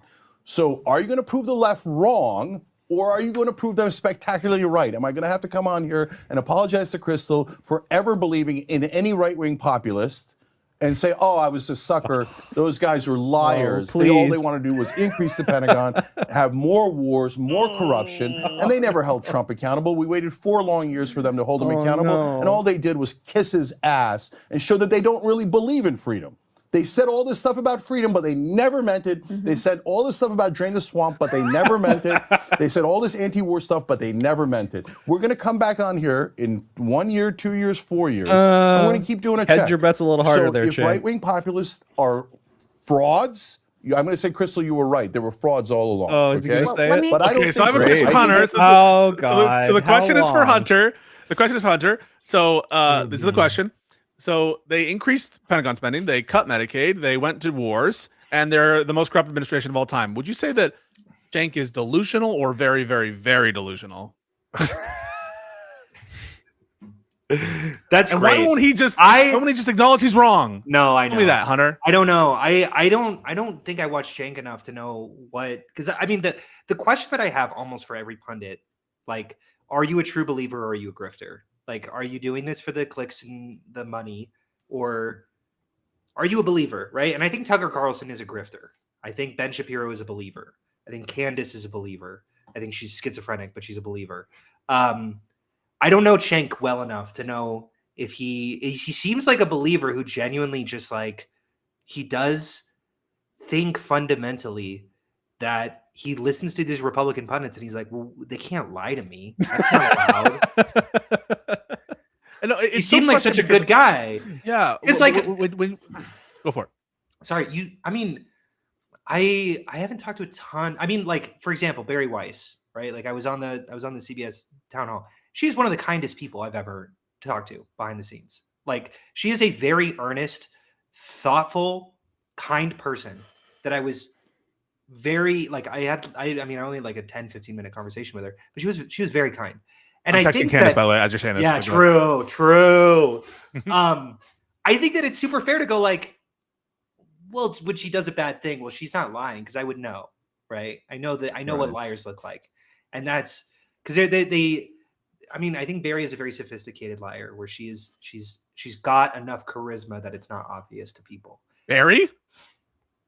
Yeah. She's got a rabid fan base. I'm just saying she's got a fan base. She's got a fan base. I'm curious because, like, Ben Shapiro, I think he's authentic as a Republican, but he absolutely grifted towards the Trump side once it was clear that he could not. I agree with you. I 100% without being pro-Trump, right? I mean, there's a balance to all of this. Okay, there's but he's less of a grifter than Tucker, who's like, okay, well, Qatar gave me money, all right, shifting everything, right? So 100%. I think Ben Shapiro genuinely believes in God, genuinely believes in Judaism, genuinely believe that Western Christian values are fundamentally better than anything else, and that upholding American conservatism is his number one goal. Okay. And if that means he needs to lie and pretend that Donald Trump is the answer to America, then he will do it. But that's because he believes in the end. It's not because there's a check coming in. I don't think, and I could be wrong about these guys. Like, I haven't met these guys, but that's I'm not accusing Cenk. I want to be clear. I don't think that Cenk is Tucker. I'm not accusing him necessarily of being a grifter. No, I'm not. I'm saying that. But I'm saying I don't think he sees grifters. Yeah. You know what I'm saying? I think that's what's possible, because, like, the fact that they would glaze Tucker, Cenk is taking shots at AOC, at Bernie, at many more Democrats than deserve it with respect to the war. And it's frustrating for me because this is someone who, when he's on his right day, I think he can be very effective for the left, but he gets stuck in these in my opinion, a lot of these, like, interpersonal stuff with some people on the left, and he's just unwilling to own it. And when you're giving dues to Tucker Carlson is scum. He might actually have been an unregistered foreign agent, and honestly, that could be the case. This could be a prosecution where look at how he was with Putin and stuff. So I'm not saying that I know that he's not, or that I know that he is, But it's so frustrating to me that we give the benefit of the doubt to some of these people who are coming after Charlie Kirk, and not to who are AOC. the worst kind of concern. Yes, or not to AOC and to Democrats. Yeah. Like it's this. I don't understand this like obsession with. I don't even know. So what the hell happened to the Young Turks? Genuinely. I think it goes back to what you guys were saying a little earlier, where it's this idea that both parties are bad, and it's kind of a right entry level view of politics, in that they're all corrupt, they're all terrible, and that's what Cenk plays on. I don't know. I think he's a smart guy. Obviously, he understands politics, but I think he's catering to that crowd where it's like their establishment, they're all bad, and you know they control it, and they're cut from the same cloth. I don't know. I think it's just money and clicks for him. I really don't think he genuinely believes what he says. I think I think he hates Israel. That's about it. I do think I remember being 16 years old and seeing one politician lie and go, "What the hell?" And then the second politician lies, and it's like, "This is all of them." There's actually I don't know. It's so it does feel like 60-year-old behavior. I also think it's against the war, and I think the public polling is showing that most American people are too, and that's just starting. I think it's crazy that, like you said, what the hell happened to the Young Turks? Like, I think a few months ago, I was like, look, I really don't like a lot of their takes, but like, I don't think they're anti-Semitic. And then you got and like saying Israel did 9/11 and doing like the merchant meme. Oh, I totally forgot he did the 9/11 thing. And Cenk is totally on board with, like, he's co-signing on all of this stuff. And it said like the goys are waking up. The goyim are waking up. She reposted, and it's like, this crazy. is insane. Like, this is like there's a account or some sort of like document on Twitter that's called like Post Left Watch, and it's like people that like are just not really part of the left anymore. Jimmy Dore, what's up with the TYT? They produce a lot of these people. You know, you got Dave Rubin, Jimmy Dore, Emma Vigeland. You know, I don't love all her takes, but at the very least, she's pretty consistently like pro-Democrat on the Majority Report, but they've got like a pretty bad track record for both their institution and the people that come out of it. And I don't know what's going on over there, if what's in the water at the office with the Young Turks, but I'm not a fan. Yeah, I will say to the point about like interpersonal. You mentioned this with Barry Weiss. I think that it's upsetting because I found Anna Kasparian very interpersonally, nice. She was really good at debating Pearl on feminism. Which is like that's where it's always just like, I wish we could all like unite. Well, LeBron James really kicked that baby's ass in basketball. Like, great job, Anna. Okay, all right. Listen, Pearl is fucking. Don't you fucking don't start with me. No, but like, you know what I mean. Like, she is able to present herself well on stage. I think it can be nerve-wracking for people to go on those stages and to do, like, what is this bar, Pisco? Oh my god, the media trained person is like, she's controlling herself while on stage. All I'm saying is there's a reason why people watch TYT. They are charismatic. Cenk is charismatic. He's funny. So all I'm just trying to say is I wish that that we could all agree on who the enemy is, who the bad people are. And to me, the bad people are people running our government, people in control and making all the decisions that we collectively don't like. And maybe there are other bad actors too. And I would, by the way, include Israel among them. Fuck them for pushing us into the war, and the Saudis, apparently, according to reporting, for pushing us into this illegal, unjustified war. I fucking hate that. But yeah, go for it. I will say that there is an irony here that I do think I want to be aware of, because I would bet, I mean, if I were watching this, I'd be like, hey, I think we're a little bit hypocritical here, because I was just talking about, I mean, we're shitting on the left right now, right? Cenk is largely anti-Trump, and we're kind of shitting on him. I don't know. This whole clip is kind of like how Cenk... No. I agree. Sorry, I'm not saying that. I want to resolve the tension because I do think that he gave Trump credit. Hold on, he gave Trump credit. Wait. Sorry, I have to say this because this is my prediction. Because this is what I said it on my stream earlier. In 2 weeks, if Trump decides he's bored or he's polling is whatever and pulls out, what do you think Cenk would say at that moment? He'll be like, Trump ended this. He would give Trump credit. He would say, "Thank God!" Like he's listening to the base of who are 90% plus in support of this action. I fully agree. All I'm saying is I think it's interesting that we talk about wanting to unite so often and stop eating each other alive because we hate fucking Cenk going after Democrats, and yet we are also going after Cenk, and I will continue to do so. But I don't even know how to resolve this in my own head, because I know that I'm essentially right to do so, right? That like But I do think the issue is that Cenk is going after people who just fucking. I don't know if I'm making sense here, because when Hassan platforms like a Houthi pirate, I'm like, fuck that guy for platforming who he's platforming. Yes. Yeah, but like, am I not also criticizing the left? Am I also not doing what you guys hate about Cenk? Do you understand that? This is like a so much for the tolerant left moment, right? Where it's like, okay, let's not start fights. However, if you have people in your party who are completely undermining your entire platform, get them out of there, right? Like, this is something you can call out, and not calling it's a it out perennial is more conversation on damaging this than calling it out. podcast. Yeah. This is a conversation we've had a lot. Somehow, without about, Hutch, like, we were able to come to a Hassan it's moment. crazy. Actually, yeah. Yes, it was you. No, but we have this conversation a lot, and there are some areas where, like, I will tolerate a lot of dissent against Democrats. What I hate, though, is when people will either do a double standard or a fault, like give Trump the benefit of the doubt on this shit, when he's praising Mark Levin as the hallmark of what it is to be MAGA. This is the guy, or the uniparty bullshit. Yes. Or saying, I think the 95% of Democrats are owned. Crazy. They're owned by Israel, and that's just like not true. It's not true, and it's a thought terminating. AIPAC controls everything. AIPAC influences, no doubt.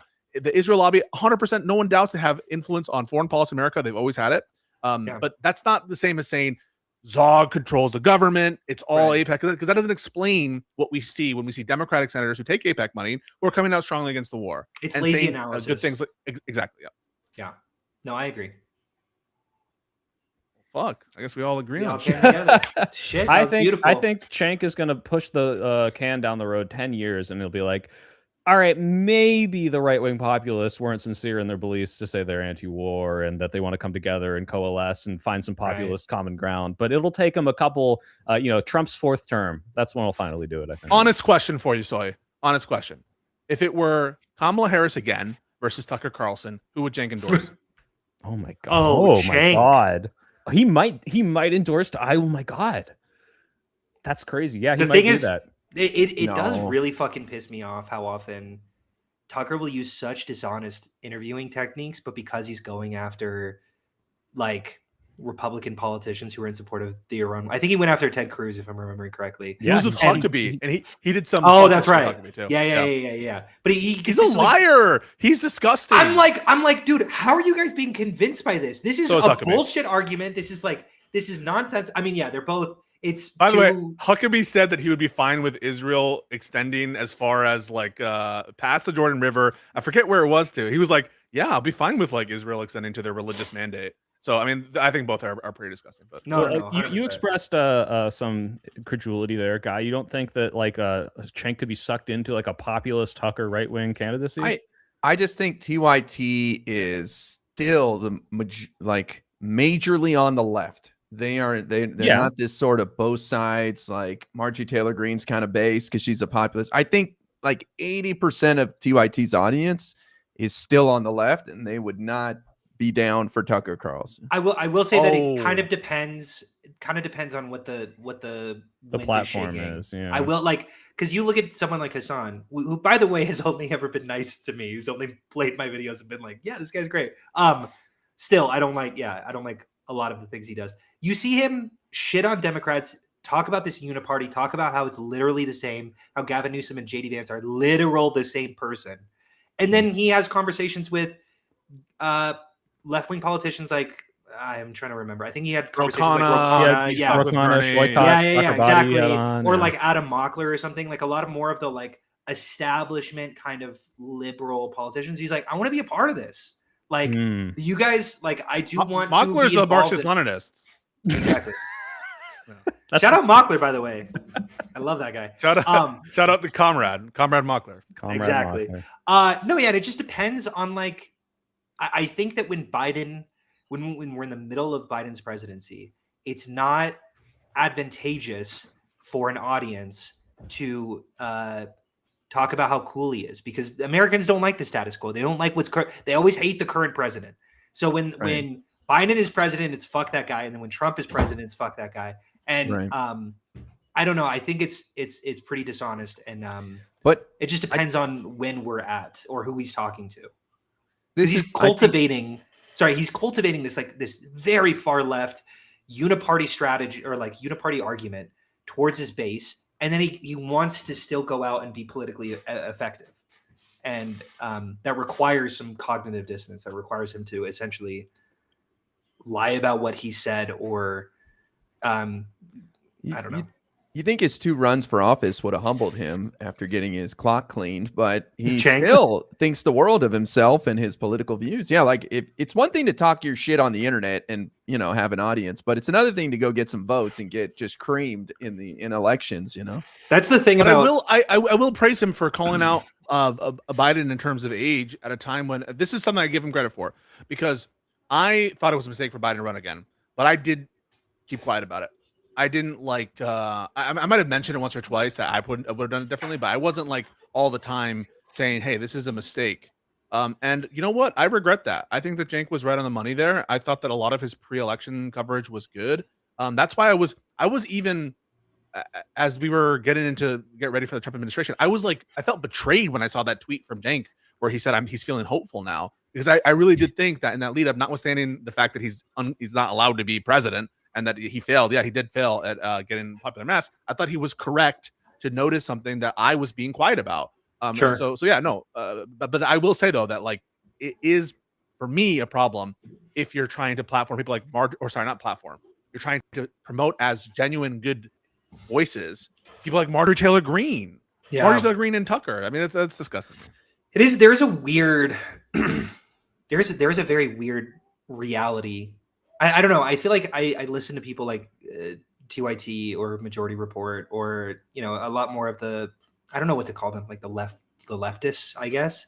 And I think that they have this delusion that their policies are so much more popular than Yes. than reality. I don't know.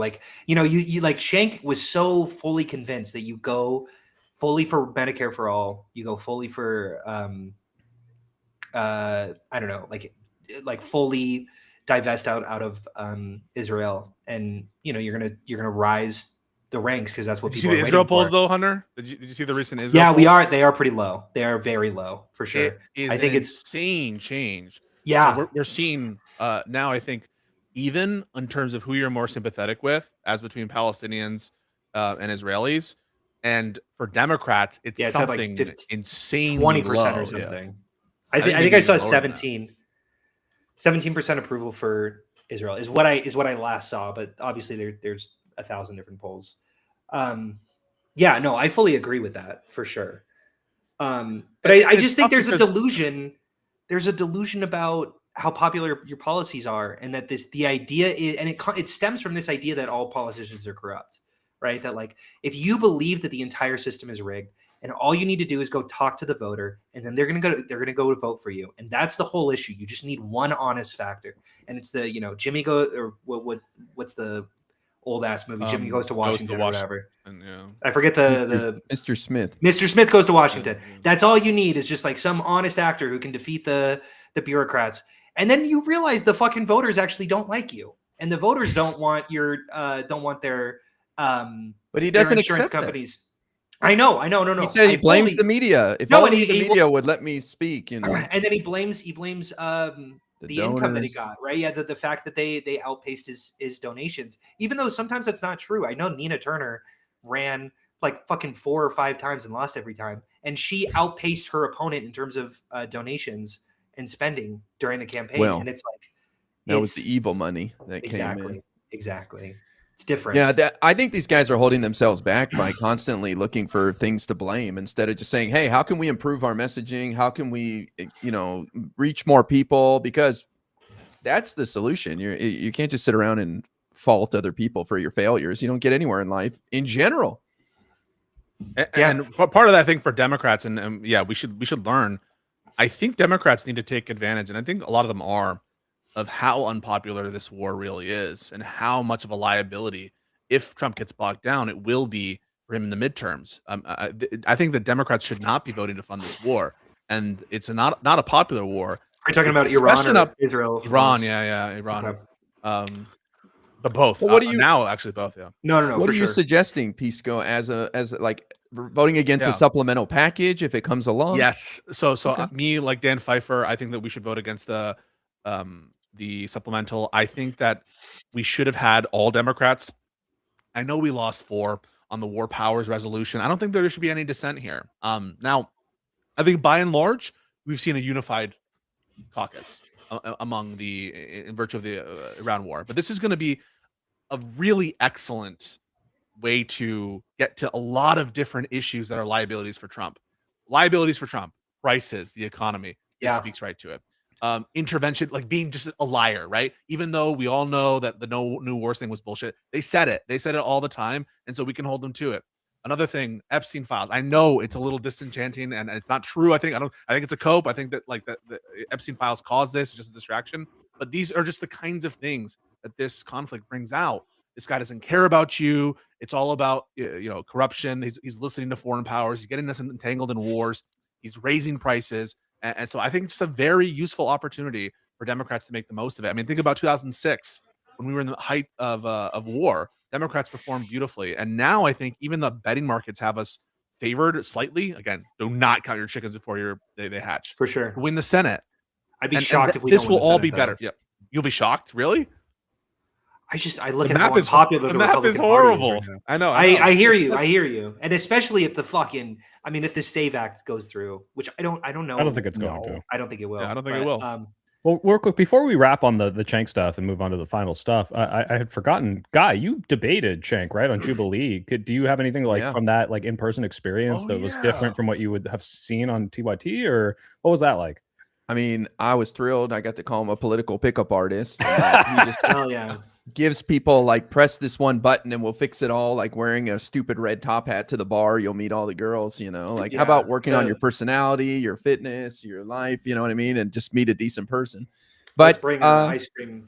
It's the student body president in elementary school. It says ice cream every day. Oh, free this, free that. Yeah, that's from Mamdani, and he's based. It was fun to say it straight to his face, but. No, I mean, like you guys said, these are nice people. I've met him and Ben Shapiro, debated him as well, and they're both nice people. I'm sure they're great to be around. But yeah, I mean, I just saw him scream about the donors and the establishment, and he said, "Brother, brother, brother, you can't accept crumbs." And I would tell him, but millions of people got health insurance. Right. Biden with his actions, that's crumbs. I go, it's not crumbs to the people who got it. Whoa! But just look at this mogging you do. Look to at him. this Chad. Like this absolute Chad versus the beta Cenk, just slouching in his chair. He's not holding frame. No, I think Cenk's a handsome guy. We gotta put some lines here. I feel bad. Straight everyone's. He was pissed. Yeah, he has the funniest faces too. No, but yeah, it is very interesting that some people are sold by that interpersonal relationship. Like I was talking to someone who they get charmed. Yeah, I was talking to someone. I'm not going to call them out specifically, but he went on Tim Pool's show 3 or 4 times, and people were like, "Dude, that's a Russian asset." There was a ton of shit that came out that he accepted a ton of money from RT, and he was against he took Putin's side essentially, and he's like, no, he wouldn't do that. He's such a good guy, right? And it was I can tell who so there's someone in that sphere that I found very, very funny and nice interpersonally. Alex Stein. I was going to say Alex Stein. Yeah, Alex Terrible Stein. guy. Funny guy. I met him too. Yeah. In person, he was incredibly cordial. He actually at times in some of these debates, he felt like he was a more neutral arbiter than some of the other people. But you really can't get charmed, man. I mean, it's just so important for us not to get charmed by people. Adam Mockler was telling me about how nice Michael Knowles was. Genuine, I don't know, whatever. We're looping, but yeah, I don't know. I think that people aren't aware of how nice these people can be behind closed doors, because they're not living their entire life with this fucking fire and vengeance. I don't know. There's still people at the end of the day. They say Clarence Thomas is the nicest judge on the Supreme Court. Really? I've heard this from people really who have clerked. Yes. Wow. Yeah. That's for what it's worth.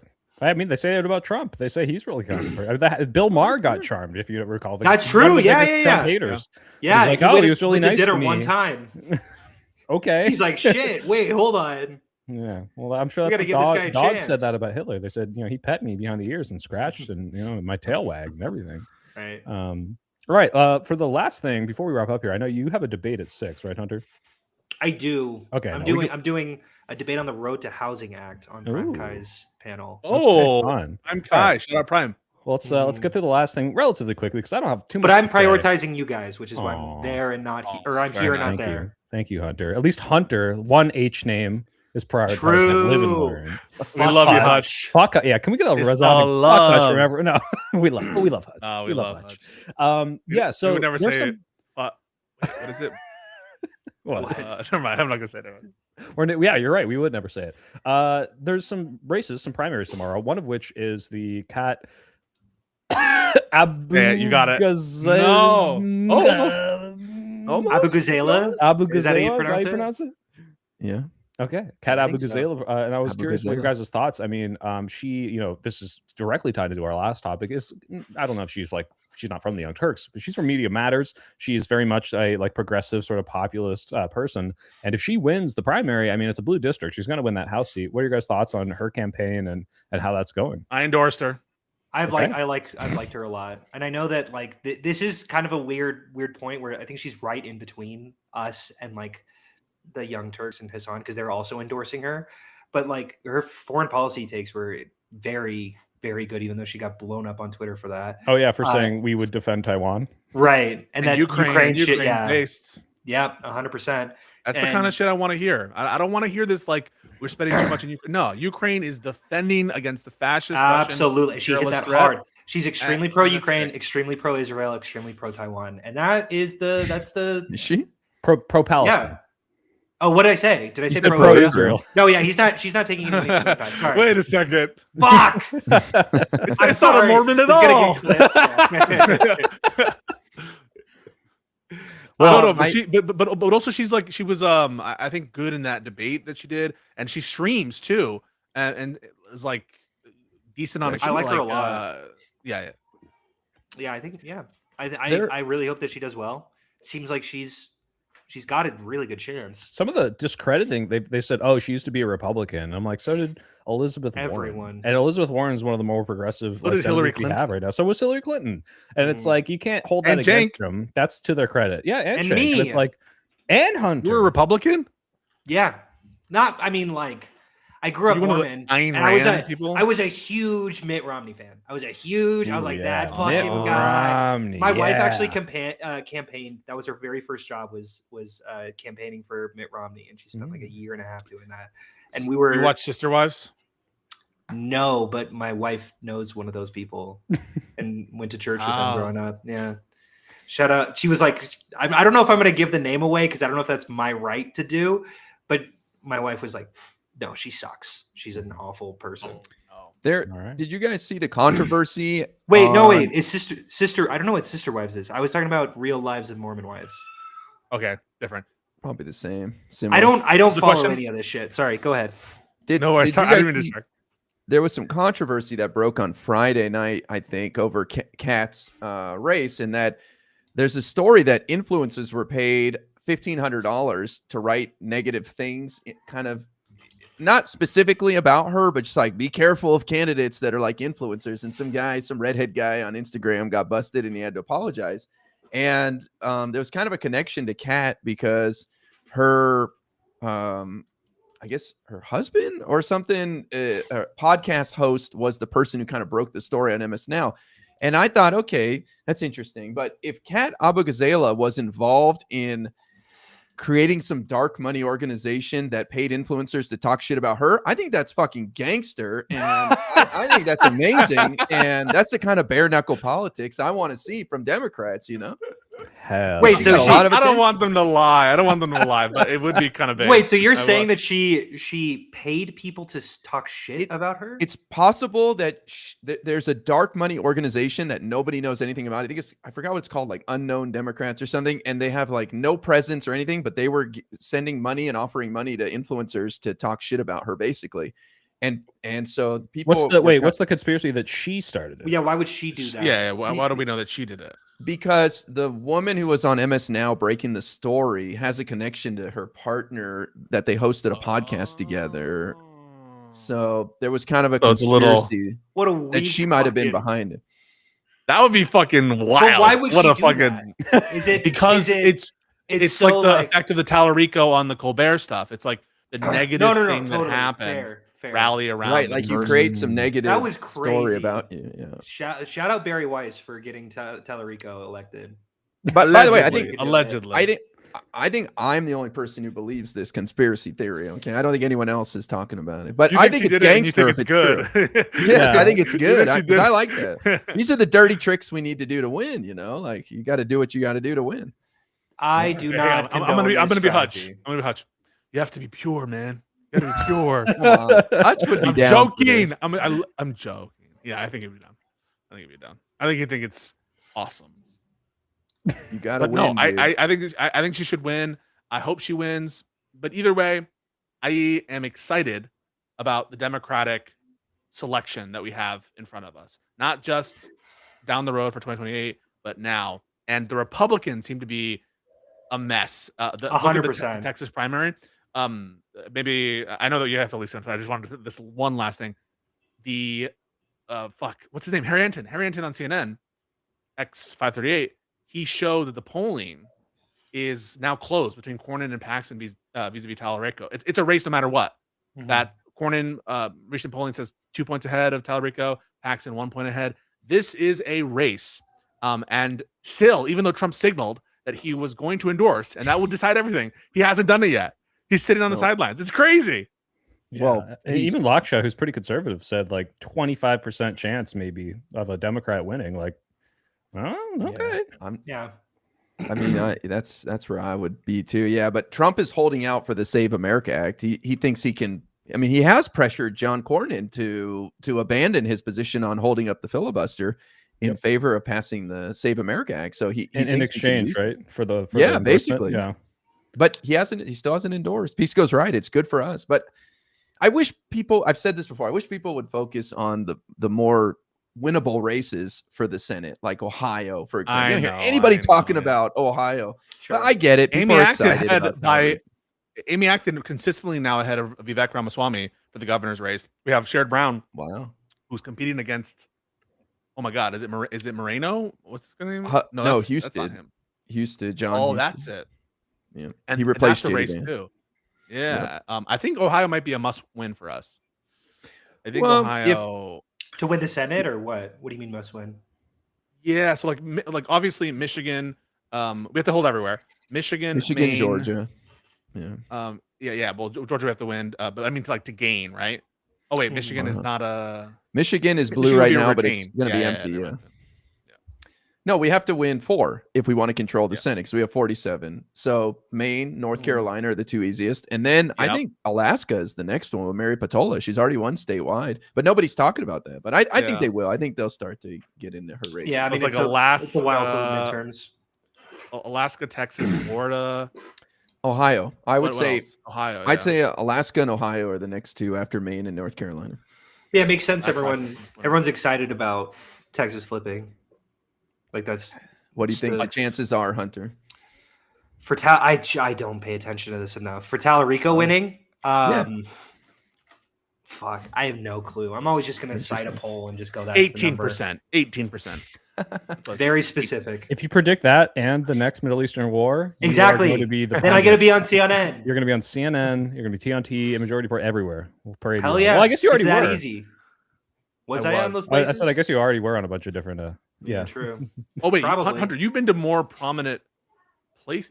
Were you interviewed by real media? Yeah. I was on 60 Minutes. I was on. I just did a podcast with MS Now. Very like last month. It hasn't released yet. I've been on. Wait, MS Now, the same Kat Abu Ghazala associated. Wait a MS minute. Now? Wait, and hold you happen on. to be at several of these incidents. Wait, hold on. Whatever. You started the Dark Money Fund and try to there make is Kat look like better. Genuinely a little bit. Like there is that feeling inside of me where I'm like, I'm going to joke about it. I'm like, I'm gonna be fucking clipped on some stupid ass YouTube video, and then 100,000 people are gonna watch it and get in my DMs, and it's there's a little bit of that fucking like fuck, and it's not great. It's so annoying. I do hate these people. I really do hate conspiracy theorists at the end of the day. Like it is. It's been a lot. I mean, he said Mossad in the podcast. He said he likes murder mysteries. He's friends with all True. these people. Israel. He's all these connections. Yeah. Well, After- on that note, Hunter, what's next for you? Thank you so much for coming on. This has been great. Yeah, absolutely. I'm doing a what- debate on at Prime Kai. You should tune in. Are you to- streaming 'cause on I'm your gonna be doing YouTube? that. Your link tree Mhm. is in our description, but if there's better ways for people to find that. Oh, I forgot to add my channels. I'm not streaming on my place. Whoops. I will be streaming on the Prime Kai thing. Okay. Though. So All yeah, right, guys, his links are in the description if you want more Hunter. He's got Instagram, he's got TikTok, he's got YouTube, he's got I'm Hunter Ansley. E. Kozak. If you look up my full name, you're just going to get a bunch of conspiracy theorist websites. You might be So the most relevant Hunter right now, next to Hunter Avalon and Hunter Biden. I feel like I Biden's think- way more than me. I know, but he's not as yeah, relevant. you got to start doing crack. Too I, late. I would say I might be more irrelevant than Avalon, but Avalon blocked me like 3-4 years ago. So I never. Oh wait, can we get like a 5-second story? Yeah, of what that? for? I don't even remember. I think I just called him stupid or something. That's usually what it is. Okay. That'll do it. I never know. Well, thank you for coming. It's always Hunter. yeah. It's been great. So yeah, guys, find him in the description, and more to come from him, definitely. Pisco, what do you got on this week? Oh, this week? Oh, I think I have something. Oh, I'm not remembering. You're putting me on the spot. Definitely streams this week. Definitely we're streaming. But also we're gonna do legal stuff. So that's what's happening. I think I have something coming up, but I'm blanking. Anything with like, I don't know, COSA Section 230 stuff? I know you talked to Taylor Rentz about it. Oh, I talked to Taylor Renz, my best friend, Oh. and that started an entire whole like discourse that had nothing to do with what we talked about. It was just Oh, did you more shit on anyway. her? Hell yeah. No, I didn't shit on her. Yeah, that much. I think the title No, of at his all. video is Taylor Rentz owned by legal scholar, I think is what you called it. No, right? it was like Wow. so we started the I wasn't trying to like get to chorus stuff, but like we just spent like 2 minutes on it, and now it's like, is Taylor funded by dark money? It's this whole thing, and it's like Wait. no one's talking about the COSA stuff. No one's talking about the stuff, and I'm just kind of sitting here with like Like your Well, like wait, your well, on that fans are note- talking about chorus. Who's talking about chorus? Destiny and Taylor Lawrence are Destiny having, and a Company, fight. yeah, and they're like they're having a little fight. But on that note, Taylor wants to spread the word more about Section 230, and I'm going to do a stream with her on Friday about that. So tune in. I'm going to not mention chorus because I want to talk about it. I think Section 230 stuff is really scary, and I want to talk about that. It's more important. So no matter how you feel about Taylor, all right, Trying we're to going work come with her? together. This is the unite the left moment, all right, guys? Fight against the shitty bills. Good luck. Don't make Yeah. it a video because it'll get review bombed to fuck. Oh no, no, it'll be a video. We'll see. Guy, what you got? Good luck. Good luck. Nothing exciting. I am back on I'm still on my TikTok debate grind. I've got highlights that are getting posted now as clips. So if you guys Nice. Oh, want hell to get a yeah. little taste, head over to my page and you can watch don't like think a I minute follow- and a half. I'm mostly on TikTok. We should do. Oh we yeah, should do Hunter debates does sometime. TikTok debates too. I I do saw them you all were the thinking time. of including Pisco. Hunter could throw in there. You could eventually we'll have like the gangbang 6. Like Josiah will come back, Hutch will come back. We'll Hell all yeah. shit on Gangbang one 6. Trump's. Yeah, well, all 5 guys, 6 guys shitting on one guy, just bukakaing leftist points all onto his face. It'll be Incredible. great. Hell yeah, yeah, for sure. All right. Well, thanks, guys. It's been learned. Oh wait, big Michael's gonna go announcement. jack off. No, not next week. I think we have what Brad Palumbo on, right? Yeah, maybe. No Yes. way. That's Yeah, the sweet. 23rd is next week. So Brad Palumbo's next Monday, and I think Taylor wants to come on. And I said, hey, are you sure Hutch is gonna come after you? And she said, Shit, that'd be fun. I have important things to talk about, so she might want to come on the 30th. We'll see. Hell yeah, let's do Yeah. it. Oh wait, But, 30th. I'll make it. You'll make it. You'll make it for Taylor, your best friend. That's my best friend. All right, thanks, guys. Love you Live guys. and learn. Thank Yeah. you. Hunter. Stay cool. All right, appreciate stuff. it. Stay Thanks cool. for having me on, guys.